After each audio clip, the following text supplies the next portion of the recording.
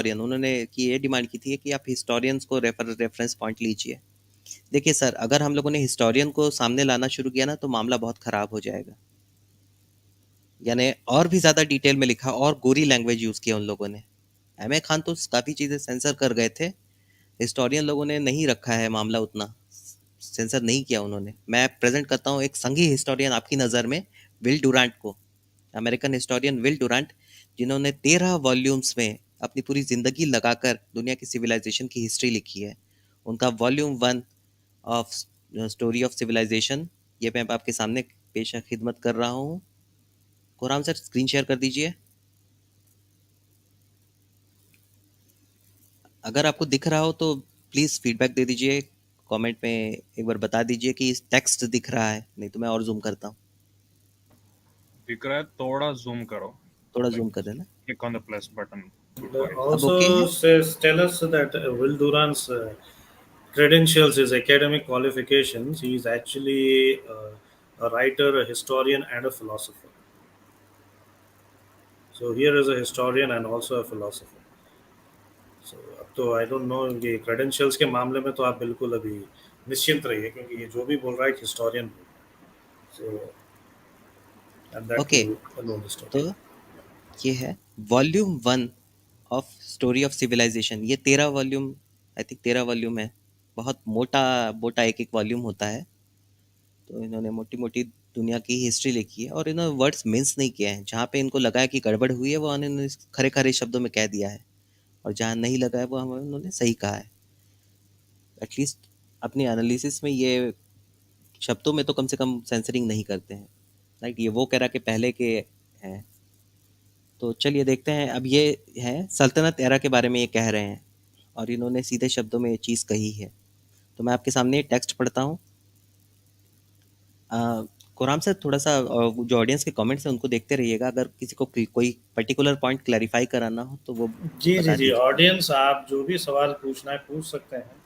Super chat से अगर देते हैं तो हमारी वेबसाइट को सहायता मिलेगा, और किसी को मरोड़े भी उठेगा अगर आप मरोड़े देना चाहते हैं। Anyways ji, continue.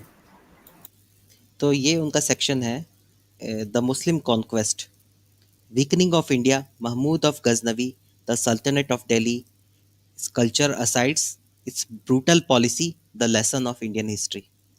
तो ये बता रहे हैं आपको सल्तनत एरा का मोटा मोटा चीज़ें, और आपको थोड़ा सा ध्यान दे के सुनना है।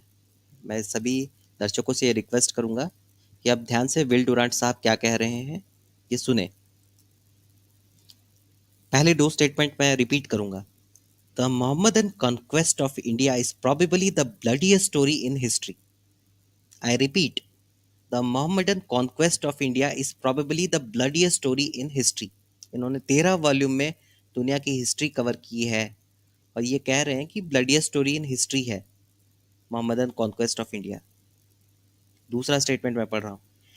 It is a discouraging tale, for its evident moral is that civilization is a precious, precarious thing, whose delicate complex of order and liberty, culture and peace may at any time be overthrown by barbarians invading from without or multiplying within।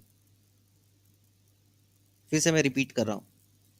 It is a discouraging tale, for its evident moral is that civilization is a precarious thing whose delicate complex of order and liberty, culture and peace may at any time be overthrown by barbarians invading from without or multiplying within।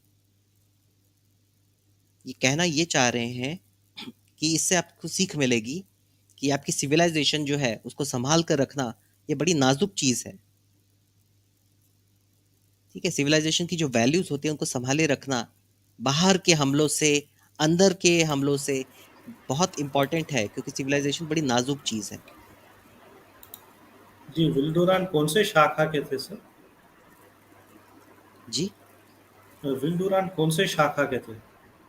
शाखा को शाखा। Side में रखो, he belonged to US and जी जी, वही बोल रहा हूँ मैं, आप सरकाजम समझिए। हाँ,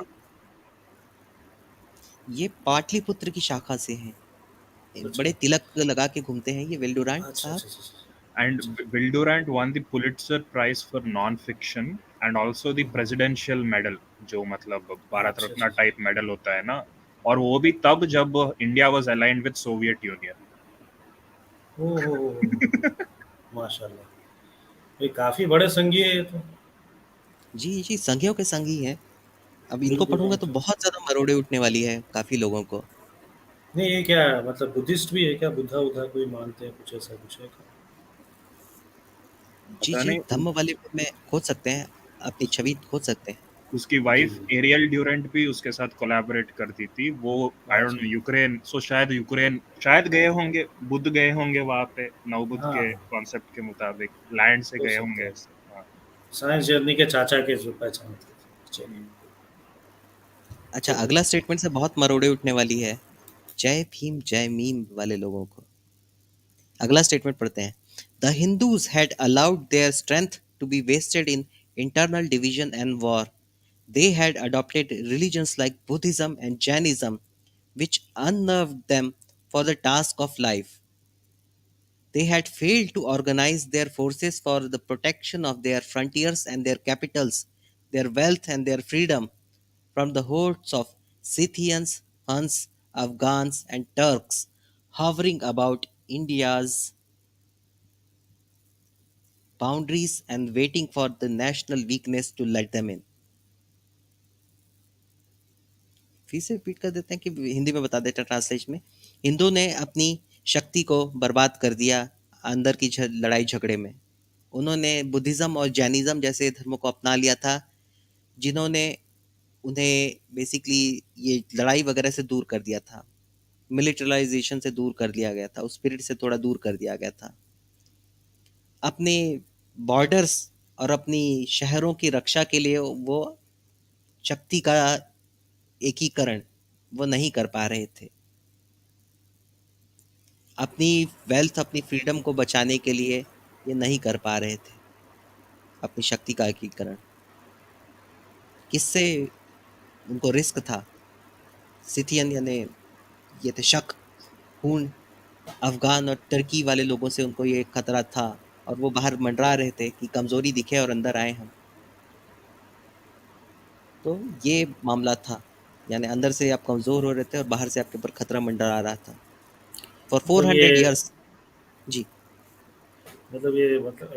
ये जो लिखे हैं ये विल डुरान नहीं है। इनका नाम है विनय द्विवेदी जी लिखे हैं। इनका जी हाँ। नामकरण कर दिया आज से। ये विनय द्विवेदी है, विल डुरांट नहीं है। ओ ओके, मेरे को थोड़ा हार्ट अटैक आ गया। आई थॉट कि हम रॉन्ग टेक्स्ट लिख रहे थे, जी पढ़ रहे थे बोल के। जी जी। या जी विनय तो द्विवेदी। नहीं, आइए विनय आगे। चतुर्वेदी, चार वेदों को मास्टर करा ना, इसीलिए जी जी, विनय चतुर्वेदी। चतुर्वेदी करते हैं। विनय चतुर्वेदी जी ये कह रहे हैं, ठीक है, मैं आपके लिए चेखव्स गन डाल रहा हूँ, ले लीजिए। जब यूज करेंगे तो आपके ऊपर गोली चल जाएगी, क्योंकि उसमें मैकेनिज्म ऐसा है कि गोली पीछे की तरफ चलती है। ठीक है, ले लीजिए, ये विनय द्विवेदी कह रहे हैं हम, आप ये चेखव्स गन लीजिए। या तो आप वो आपके हाथ में फट के फ्लावर होगी या गोली आपकी तरफ चलेगी, यूज कीजिए। ठीक है, मैंने जो मरोड़ी डालने वाला स्टेटमेंट वो तो डाल ही दिया, आगे बढ़ते हैं। तो 400 साल तक के 600 से 1000 एडी यानी सी, 600 से 1000 एरा, कॉमन एरा तक के ये इन्वेजन के चांसेस थे बहुत ज़्यादा, और इवेंचुअली आया वो इन्वेजन। अब मैं इससे थोड़े थोड़े एक्सेप्ट काट काट के पढ़ रहा हूँ, आप खुद से बुक से निकाल के पढ़ लीजिएगा, अवेलेबल है बुक पब्लिक डोमेन में, आर्काइव पे मिल जाएगी आपको, archive.org पे। ठीक है, और पढ़िएगा, हैं सुन के यहाँ पे भूल मत जाना। मैं एक एक करके जो मैंने हाईलाइट किए हैं सब वो पढ़ रहा हूँ। वैसे तो आपको पूरा चैप्टर पढ़ना चाहिए, लेकिन समय के कारण मैं वो पढ़ रहा हूँ। तो in year 997 CE, Common Era, a Turkish chieftain by the name of Mahmud became the Sultan of little state of Ghazni in eastern Afghanistan. Mahmood को पता चल गया था कि भाई अपना जो इलाका है वो गरीब है, और इंडिया देखा उसने वहाँ पे बहुत माल है। कंक्लूजन ऑब्वियस था कि भाई हमला करो और जीतो पैसा, है ना, हमारे पास शक्ति है और यहाँ वाले लोग मोटे मोटे बैठे हैं, तो उनसे लूटा जा सकता है पैसा। तो Pretending a holy zeal for destroying Hindu idolatry, he swept across the frontier with a force inspired by a pious aspiration for beauty नहीं, booty. तो वॉर बूटी की तलाश में, माल गनीमत की तलाश में वो बहाना बनाया उन्होंने कि भाई हिंदू ये बुत चिकनी करनी है मैंने, और चला अपने लोगों के साथ में. He met unprepared Hindus in Bhimnagar, slaughtered them, pillaged their cities, destroyed their temples, and carried away the accumulated treasure of country centuries. तो भीमनगर में एक पहुंचे, लोगों का खून खराबा किया, सिटी को लूटा, टेम्पल को तोड़ा. टेम्पल को तोड़ना जरूरी था, और जो खजाना वगैरह मिला वो ले गया. सैकड़ों सालों से जमा किया हुआ जो खजाना था वहां का वो ले गया. ठीक वैसे ही जैसे भालू मधुमक्खी का छत्ता तोड़ के खा जाता है.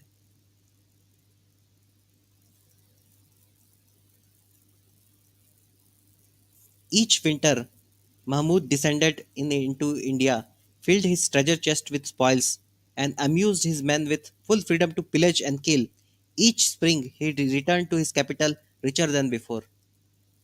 हर साल की ठंड में आता था, मार काट लूट पाट मचाता था, अपने लोगों को भी आज़ादी देता था, अपने लिए जितना माल गनीमत जमाना है जमा लो, और वो वापस लौट जाता था माल के साथ.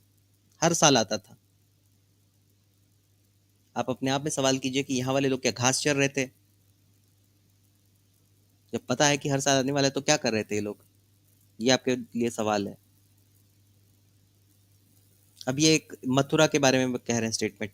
Eight Mathura on the Jamuna he took from the temple in its statues of gold encrusted with precious stone and emptied its coffers of a vast quantity of gold, silver and jewelry. तो मथुरा गए, टेम्पल से उन्होंने मूर्ति जो सोने जवाहरात से जड़ी हुई थी वो निकाल ली, और वहां का जो खजाना था उसमें भी सोने हीरे जवाहरात वगैरह थे, सोना चांदी जवाहरात वो सब के सब उसने निकाल लिया, लूट लिया. अब उसने क्या कहा कि उसने he expressed his admiration for the architecture of the great shrine. तो टेम्पल के आर्किटेक्चर को उसने पसंद किया, मतलब वो उसने उसका प्रशंसा की. Judged that it's duplication would cost 100 million dinars and a labor of 200 years, and then ordered it to be soaked with naphtha and burnt it to the ground. यहाँ पे मैं थोड़ा सा विराम लिया मैंने ताकि आपके दिमाग में सिंक हो. तो उन्होंने प्रशंसा की कि भाई इसको बनाने के लिए तो लगेगा 100 million दिनार, 10 करोड़, और 200 साल का लेबर, 200 साल की मजदूरी लगेगी इस तरह का मंदिर बनाने के लिए. फिर उसने क्या किया, अपने लोगों को कहा कि तेल में इसको डुबो और आग लगा दो.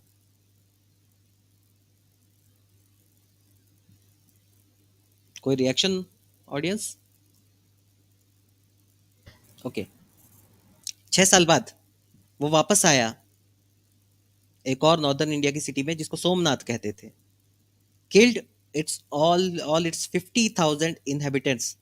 मैं रिपीट कर रहा हूँ, killed all its 50,000 inhabitants and dragged its wealth to Ghazni. Somnath आया, सारे के सारे 50,000 लोगों को, रहने वाले लोगों को उसने मार डाला और उसकी वेल्थ गजनी ले गया. और गजनी का ये भी बता दूं कि अब्बासियों के लिए था, ये अब्बासियों का जनरल था. तो ये बोलना है कि ये किसी इस्लाम से कुछ लेना देना नहीं है, मजहब से कुछ. ये ज़बरदस्त, महमूद बहुत ज़बरदस्त तरीके से रिलीजियसली मोटिवेटेड था. ये उन्हीं की किताबों से निकलता है. मैं वो उर्दू किताबों का भी दे दूंगा, और अगर मिला तो अब्दुल भाई का एक बहुत ज़बरदस्त स्ट्रीम है डिस्टोपिया टूरिज्म पर, जहाँ उन्होंने प्रॉपर वही सोर्सेज से, गजनी के ही सोर्सेज से उन्होंने बताया. और जी. गजनी का ये हाँ, भी मानना था ना कि साल में एक बार जिहाद करना है काफिरों बिल्कुल के बिल्कुल ऊपर बोल के इंडिया पे रेड करता था. बिल्कुल बिल्कुल. नाम दिस तो इज वही देयर राइट. लेता था, लेकिन ऑब्जेक्टिव ऑब्वियसली बूटी लूटने का था, माले गनीमत. बिल्कुल. लेकिन वो मूर्ति जरूर तोड़ता था, ये बात है. Sometimes he spared the population of the ravaged cities. देखिए कितना दयालु था. कई बार जो सिटीज को नष्ट करता था उसकी पॉपुलेशन को छोड़ देता था, उनकी जान बख्श देता था. आपको लगेगा जी हाँ बिल्कुल दयालु है. And took them home to be sold as slaves. धर के वो स्लेव के लिए ले पकड़ के ले जाता था गजनी की तरफ। बढ़िया। But so great was the number of such captives that after some years no one could be found to offer more than a few shillings for a slave। इतने ले गया पकड़ पकड़ के कि बेसिकली स्लेव मार्केट में slave का भाव ही गिर गया। कोई स्लेव के लिए पैसा देने को तैयार नहीं था ज्यादा।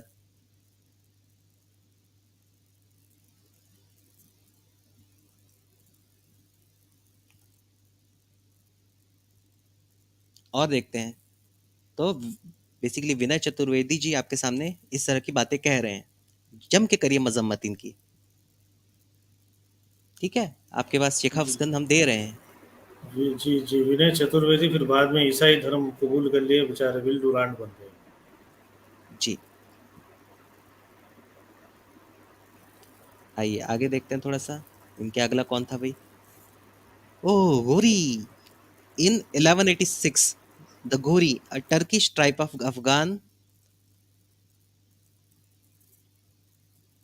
Afghanistan, invaded India, captured the city of Delhi, destroyed its temples, confiscated its wealth, and settled down in its places to establish the Sultanate of Delhi।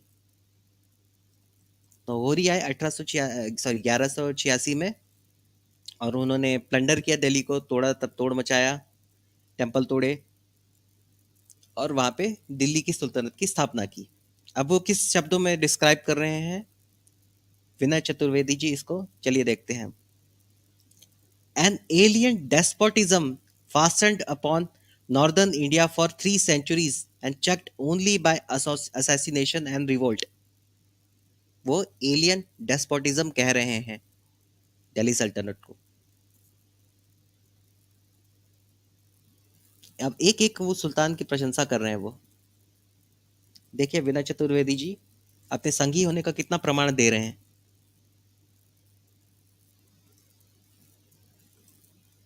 The first of these bloody sultans, Qutbuddin Aibak, was a normal specimen of his kind, fanatical, ferocious, and merciless. His gift, as the Mohammedan historian tells us, were bestowed by hundreds of thousands, and his slaughters likewise were by hundreds of thousands। तो कुतुबुद्दीन ऐबक जितने हजारों लाखों के gift देता था, उतने ही हजारों लाखों की खून खराबा भी करता था।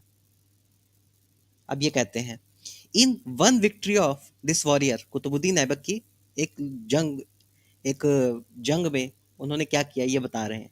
और कुतुबुद्दीन ऐबक जो थे वो खुद एक स्लेव की तरह परचेज किए गए थे। वो बाद में ये बन गए थे, सुल्तान बन गए थे। तो वो ये कहा जा रहा है 50,000 men came under the collar of slavery and the plain become black as pitch with Hindus। 50,000 लोगों को स्लेव बनाया गया था, एक एक जंग की बात कर रहा हूं उसमें। और वो जो जगह थी वो काली हो गई थी हिंदुओं के साथ। और देखें अगला, another Sultan Balban punished rebels and brigands by casting them under the feet of elephants, removing their skins, stuffing them with straw, and hanging them from the gates of Delhi। तो बलबन तो लोगों को कुचलवा ही देते थे, हाथी के पैरों के तले उनकी स्किन फ्ले कर देते थे, घास उनके अंदर भर देते थे, और वो बना के दिल्ली के गेट पे लटका देते थे। उनके खिलाफ कुछ लोगों ने ये किया था, रिवोल्ट किया था, तो उनको भी 15 से 30 हजार लोगों को मार डाला था, जो कि मंगोल लोग थे और इस्लाम में कन्वर्ट हो चुके थे। उन्होंने उसके खिलाफ रिवोल्ट किया तो उनको भी 15 से 30 हजार लोगों को मार डाला था एक ही दिन में, वो उनके भी सारे मेल्स को। तो खून खराबे वाले लोग तो थे ही, आप कैसे एक्सपेक्ट कर सकते हो किसी को छोड़ेंगे। सुल्तान मोहम्मद बिन तुगलक की बात करते हैं। तो ये काफ़ी मशहूर है अपनी 3 मिस्टेक्स ऑफ हिज लाइफ के कारण, स्कूल में पढ़ाया जाता है। खैर, ये कहा जाता है, he killed so many Hindus that in the words of a Muslim historian there was constantly in front of his royal pavilion and his court a mound of dead bodies and a heap of corpses. इतने लोगों को खून खराबा किया कि उसके royal pavilion civil court के सामने में ढेर लगी रहती थी डेड बॉडीज की। While his sweepers and executioners were worried by their work of dragging the victims and putting them to death in crowds. तो स्वीपर्स को भी चिंता होती थी, जो साफ सफाई करते थे उन लोग को भी चिंता थी और एग्जीक्यूशनर्स जल्लादों को भी चिंता होती थी कि इतने लोगों को पकड़ पकड़ के हमको मारना है, लाके पब्लिक के सामने लोगों को मारना है, फिर उसकी डेड बॉडी को हटा के साफ सफाई करनी है। वो अपने काम से परेशान थे। ये सारी चीजें रिटर्न में मौजूद हैं और विनय द्विवेदी जी ये कह रहे हैं आपके सामने। एक बार फिर से कहता हूं कि किसी को उठानी है चेकॉव्स गन, उठा ले।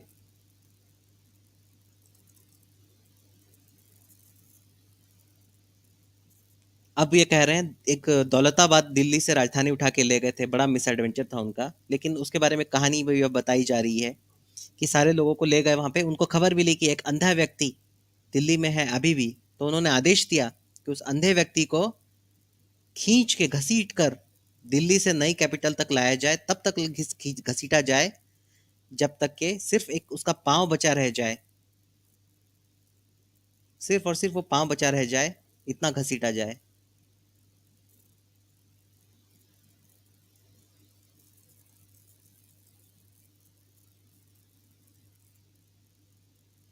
और सुनिए, तो ये जो थे तुगलक भाई साहब के थे, उनके सक्सेसर फिरोज शाह, उन्होंने बंगाल पे आक्रमण किया और he offered a reward for every Hindu head, paid for 1,80,000 of them, raided Hindu villages for slaves and died at the ripe age of 80।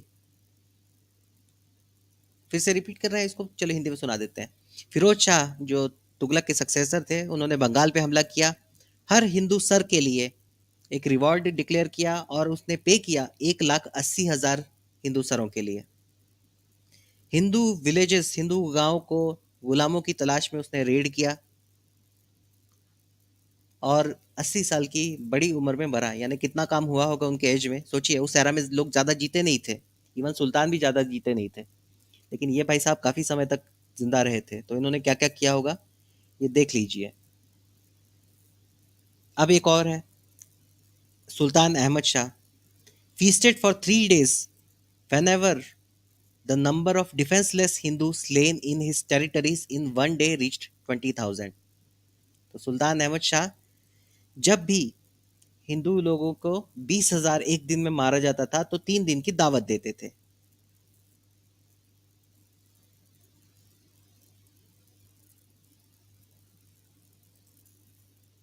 आइए आगे थोड़ा सा बढ़ते हैं। अब ये कह रहे हैं उनकी आइडियोलॉजी के ऊपर, विनय Chaturvedi ji. All of them were armed with a religion militaristic in operation but far superior in its stoical monotheism to any of the popular cults of India. They concealed its attractiveness by making the public exercise of the Hindu religions illegal and thereby driving them more deeply into the Hindu soul। ध्यान से सुनिएगा, मैं translation कर रहा हूँ कि सारे जो सल्तनत के रूलर्स थे, उनका जो रिलीजन था वो मिलिटरिस्टिक था, जो कि सचवाला जी भी कहते हैं कि आइडियोलॉजी जो है मिलिटरिस्टिक है, लेकिन जो मोनोथेइज्म है वो बहुत स्ट्रांग है उसके अंदर में, जबकि इंडिया के फेथ्स के अंदर में वो मोनोथेइज्म नहीं पाया जाता था। और उन्होंने हिंदू रिलीजन्स को, प्रैक्टिस को, पब्लिक प्रैक्टिस को इलीगल करार दे दिया था या बना दिया था कि अगर कोई हिंदू प्रैक्टिस, फेथ की प्रैक्टिस अगर पब्लिक में करे तो किसी न किसी तरह की सजा उनके ऊपर होती होगी, या इंडिकेट कर रहे हैं। और इससे जो पर्टिकुलरली ये जो अपनी आइडियोलॉजी को वो और तरीके से भारत के लोगों के अंदर में ये इन्फोर्स कर रहे थे।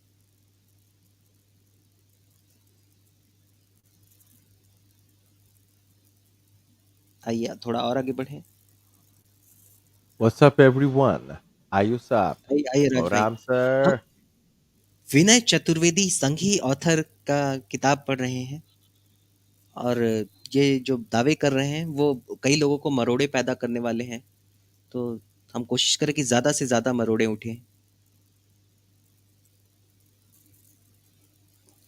तो अब ये बात उठा रहे हैं, the Muslim historians were almost as numerous as the generals and yielded nothing to them in the enjoyment of bloodshed and war. तो जो हिस्टोरियंस थे वो भी खून खराबे से काफी खुश होते थे, ये कह रहे हैं विनय Chaturvedi ji. The sultans drew from the people every rupee of tribute that could be extracted by the ancient art of taxation as well as by straightforward robbery.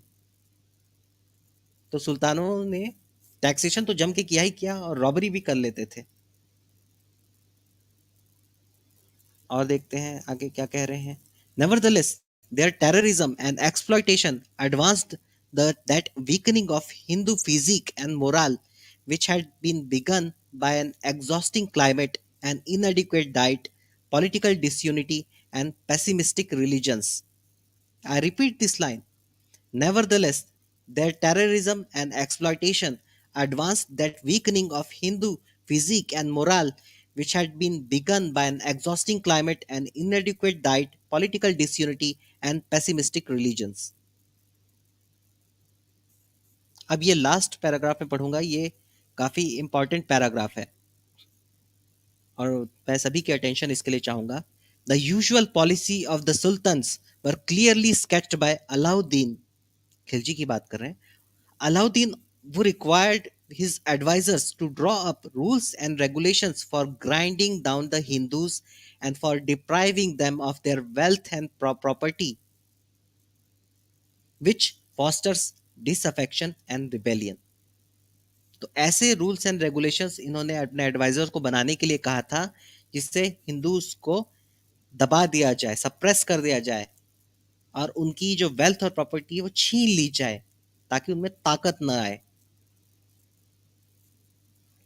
Half of the gross produce of the soil was collected by the government. आधा जो आमद होती थी, आधी पैदावार होती थी, वो गवर्नमेंट ले लेती थी. Plus native rulers had taken 1/6. एक छठा हिस्सा 16.67% वो जो लोकल रूलर होते थे वो ले लेते थे. अब बचता क्या आपके पास खाने के लिए? अब बताओ भुखमरी से मरोगे कि नहीं? क्या ऐसे हालात में आप 80 मिलियन जैसा फिगर रीच नहीं कर सकते हो? No Hindu, said a Muslim historian, could hold up his head, and in their houses no sign of gold or silver or of any superfluity was to be seen. Blows, confinement in the stocks, imprisonment, and chains were all employed to enforce payment.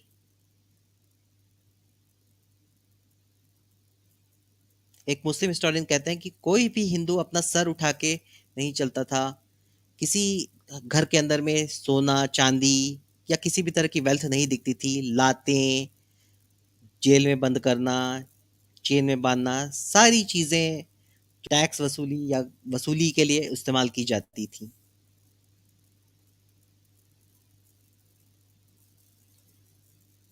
और देखते हैं. तो when one of his own advisors protested against this policy, Alauddin answered, "Oh, doctor, thou art a learned man, but thou hast no experience. I am an unlettered man, but I have a great deal. Be assured, then, that the Hindus will never become submissive and obedient till they are reduced to poverty.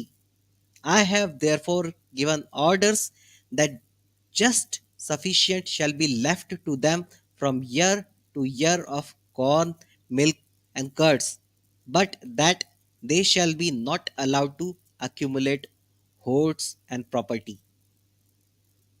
Policy के पीछे clear reason बता रहे हैं अलाउद्दीन साहब. Lesson क्या दे रहे हैं? Chaturvedi ji lesson आपको ये दे रहे हैं. The bitter lesson that may be drawn from this tragedy is that eternal vigilance is the price of civilization. A nation must love peace but keep its powder dry.